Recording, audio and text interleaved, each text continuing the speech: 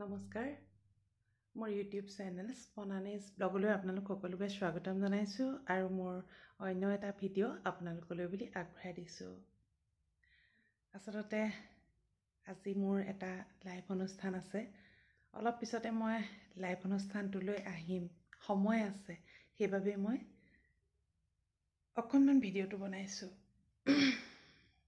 ভিডিঅ'টো বনাইছো এই বুলি মই য'ত আছো এটো মোৰ ছোৱালীজনীৰ কথা হয়। এই যে দেখিছে এই এটা সৰু লেম্প, এখন গিটাৰ দেখিছেনে?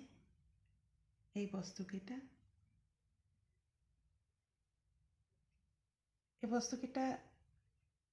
খুব সযতনে থৈ দিছো। এনেকুৱা লাগিছে তাই ৰুমটোত সোমাই তাই এতিয়া পঢ়িবলৈ গৈছে, কিন্তু এনেকুৱা লাগে যেন তাই আমাৰ মাজত আছে। এই গিটাৰখন একদম তাই যেতিয়া নাৰ্চাৰীত আছিল, নাৰ্চাৰীত থাকোঁতে তাই ডাঙৰ নিচায়কে দিছে। এই লেম্পটো খুব ধুনীয়াকৈ জ্বলি থাকে, লাইট বাল্ব থাকিলে নিচাকে দিছিলে। এই যে পুতলাটো দেখিছে, এইটো তাই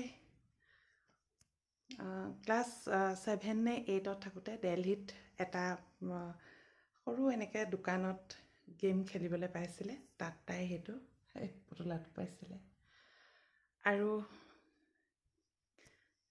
এই কোঠাটোত তাই নিজৰ পচন্দৰ কিছুমান এইবিলাক এনেধৰণে সজাই ৰাখিছে। আৰু তাই যেতিয়া ঘৰত থাকে এইবিলাক লাইট লগাই লৈছে, এনেকৈ লাইটবিলাক জ্বলাই থয়, মানে জিলিক জালাক কৰি ৰাখে তাই। এইবিলাক তাই বস্তু। এই টেবুলখন আছে তাই এখনি অকণমানি ফটো, এয়া ফটোকপি তাই নিজে এনেকৈ থৈ দিছে। এই ফুলবোৰ তাই এনেকৈ থৈ দিছে, ফুলবোৰ সজাই থৈ এইবিলাক থৈ দিছে। ছোৱালীজনী পঢ়িবৰ কাৰণে গৈছে, ভালৰ কাৰণে গৈছে, কিন্তু এনেকুৱা লাগে কেতিয়াবা যেন আমাৰ লগতে থাকক, এনেকুৱা লাগে। আৰু তাইৰ এটা কথা, এই বিচনাখন তাই শুৱে, আৰু বিচনাখনত গাৰুৰ বহুত লাগে, আৰু লগত এইটো লগত থৈ দিয়ে। আৰু ময়ো তেনেকৈ তাই নথকা অৱস্থাত এনেকৈ থৈ দিছোঁ। তাইৰ আলনাডাল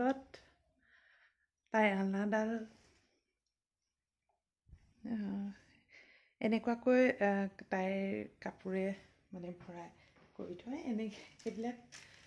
এইবিলাক থোৱা আছে, থাকক তেনেকৈ। এখন য'ত মই লাইভ অনুষ্ঠানটো কৰিবৰ কাৰণে বহোঁ, সেই লাইভ অনুষ্ঠানত বৰ ধুনীয়াকৈ তাই এনেকৈ আইনা থৈ দিছে। আইনা এনেকৈ তাই থোৱা থাকে, বৰ ধুনীয়া ফুল এনেকৈ থৈ দিয়ে তাইৰ ৰুমটোত। আৰু তাই নথকা অৱস্থাত এইবোৰ আমাৰ ৰুমটোত তাই থকা নিচিনা হৈ থাকে।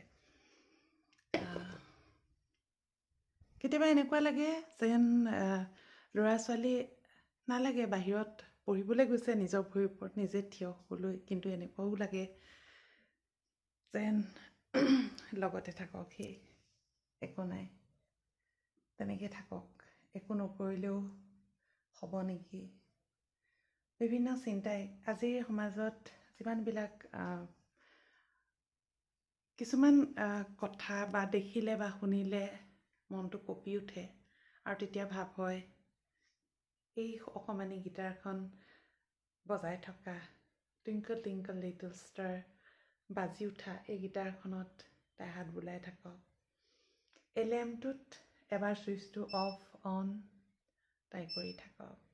এই পঢ়া টেবুলখনত তাই পঢ়ি থাকক, তাইৰ কিতাপেৰে সুবাসিত হৈ থাকক, তাই সজোৱা বস্তুবোৰ এনেকৈয়ে থাকক।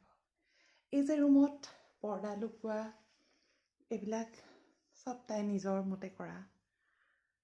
মতে কৰিছে। আৰু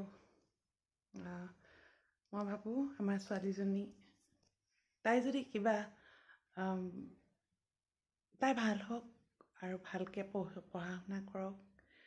তাই যাতে কিছুমান পঢ়া শুনা আধাতে সামৰি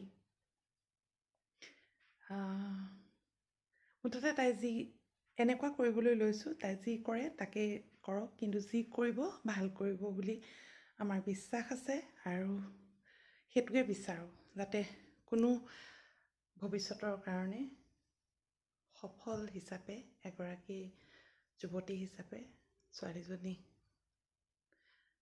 গঢ় লয়। কাৰণ 24 বছৰ হ'ল এতিয়া, নিজৰ ভৰিৰ ওপৰত যাতে নিজে থিয় হ'ব পাৰে। আৰু এই ভিডিঅ'টো বনাইছোঁ বিশেষকৈ ছোৱালীজনীয়ে চাওক, তাইৰ বস্তুবোৰ দেখুৱাইছোঁ অলপ অলপ। হয়তো তাইৰ খং উঠিব, কিয় কৰিছে মায়ে, একো নাই।